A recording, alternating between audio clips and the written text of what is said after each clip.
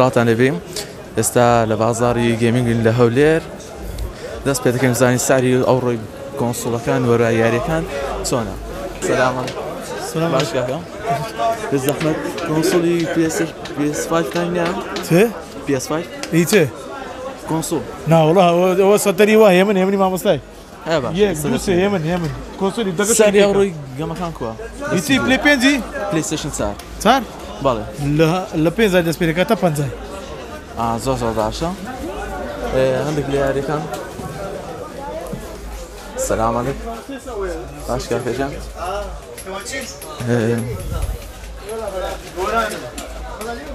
کراش باندیکوت ئێنسین تریۆلۆجی بە چەندە؟ بە 15,000 باشە دەست خۆش ئێستاش واچینە لای دوکانێکی دیکە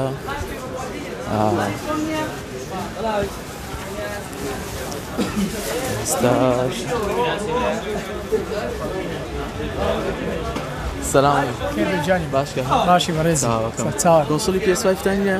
کۆنسۆلی PS5 ناتی هێشتا نەکەم هێشتا نهاتیە؟ نا ئەدی PS4 ئێستا ساری چەندە؟ پلەی 4 ئێستاکە بە 206 دلاریە پلەی 5ش بە دەوەرەقە و 30 دلاریە زۆر باشە ڕۆژانە دادەوەزی نیە؟ ڕۆژانە ساری دێتە خوارێ هەر ڕۆژ سارەکە پلەی 5 خاستن هەر ڕۆژ سارەکە باشە دەست خۆش بەڕێزی جانی ئێستاش بچین لێرانە پرسیار بکەین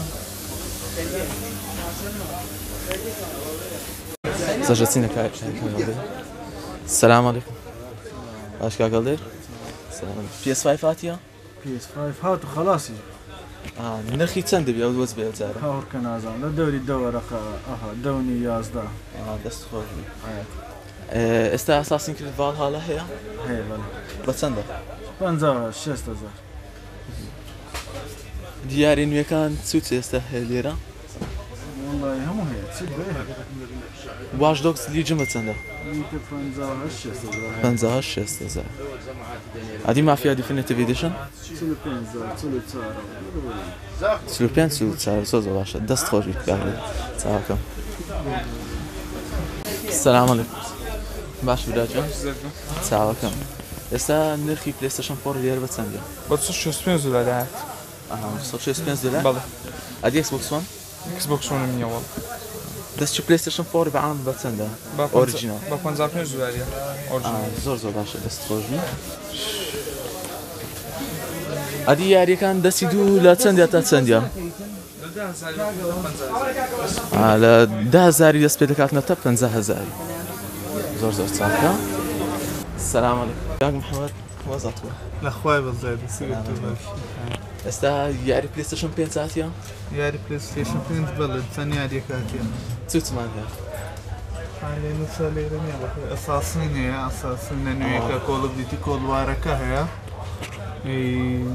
لەگەر شەڕە شیرەشکەی هەیت فیفا 21 پلەیساری لەوی دەبی لۆ پلەی 5 دەخینەوە فیفا 21 بە چەندە؟ بە 6,000 عەرەبی ئینگلیزی 55,000 ئەدی کۆنسۆڵە نوێیەکان PS5 Xbox Series X Xboxەکە بە 625 دلاری ئەوڕۆ 625 پلەیستێشن 5 گرام بیتەوە 2 ڕۆژ لە بە 11 وەرەقەیە 11 وەرەقە هات بە 2 وەرەقە و نیوێ سەبیتەوە 11 وەرەقە باشە دەست هێدسێتەکان چنەوەکە باش لە 12,000 هەیە هەتا 150 دلاری هایپەرێکس هەیە ڕایزەر هەیە بە ناوحەکانی گۆڵت هەیە احتیاجەکان کەیوان و ئەوانە هەیە V20 هەیە V21 هەیە ئەنواع هەیە ئەوانە ئەدی ئەو کورسێکی گیمینگانە بە چەندە؟ کورسی گێمینگ بە 100 دلاری ئێستا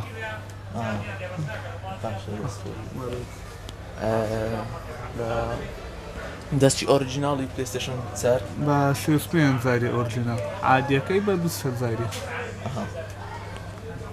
هەرگەمەکەوی لێداتان دەست دەکەویت ئەو کۆپیەکانی Xbox 360 کۆنسۆڵەکانی شۆتە بە باشە باشنیشاندی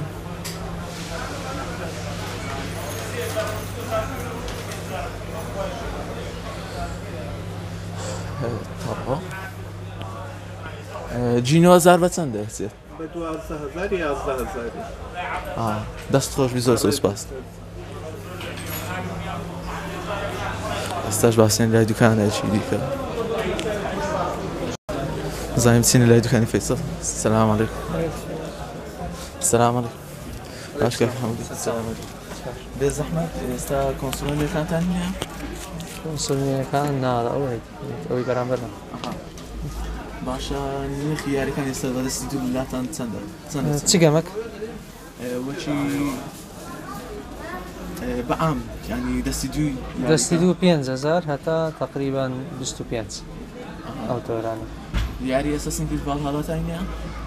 ڤالهاڵا بە کەپسی هەیە بە 6,000 مستعمل هەبی 45-50 بەس لەو دەمەی نییە. باشە ئەدی یاری مۆرتال کۆمبات 11 ئەڵتیمەت ئیدیشنەکە؟ ئەو بە 6,000 بە کەپسی مستعمل 50. باشە دەست خۆی سەچە سپاس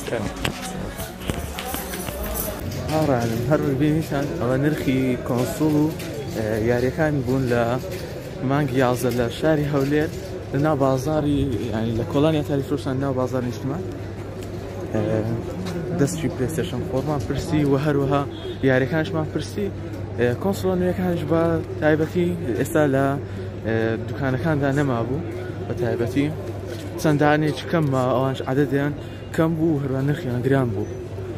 هیوادارم سودێکتان لە ڤیدیۆکە ببینێتن و هەروە هەتا ڤیدیۆکەش بوو کاتێکی تر بەخواتان